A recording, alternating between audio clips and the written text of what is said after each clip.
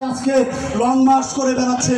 আপনারা যদি খেয়াল করে থাকেন, এই দলটির প্রত্যেকটি নাগরিকের অধিকার আছে নিজ নিজ সংগঠন নিজ নিজ দল করা, কিন্তু তাদের প্রধান দায়িত্ব ছিল আমার যে সকল সহযোদ্ধারা হসপিটালে এখনো কাতরাচ্ছে তাদের সেবায় নিয়োজিত থাকা।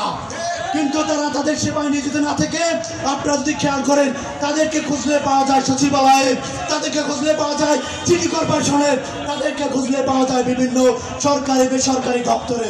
তারা কিন্তু আমার সহযোদ্ধাদের পাশে এখন আর নাই। সুতরাং পাট্টাবাসীর প্রতি অনুরোধ থাকবে, আপনারা বিবেক দিয়ে চিন্তা করবেন যে বিপি নুরুল হক নূর যদি ঘোষণা না দিতেন যে 90% পতন হয়েছে, 10% ধাক্কা দাও, যে স্লোগান আমাদের স্পিড ছিল, ওই স্লোগান যদি বাংলার মানুষ না শুনতো, হয়তো আমরা 5ই আগস্ট আমরা স্বাধীনতা পেতাম না।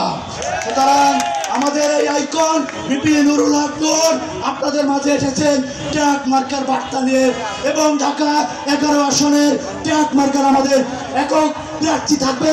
আপনারা ট্যাগ মার্কায় যাকে বিপি নুরুল হক নূর ঘোষণা করবেন, পাট্টাবাসী সকলে তার পাশে কাজ করবেন ইনশাআল্লাহ। ধন্যবাদ সবাইকে। আসসালামু আলাইকুম। ধন্যবাদ। আমাদের মাঝে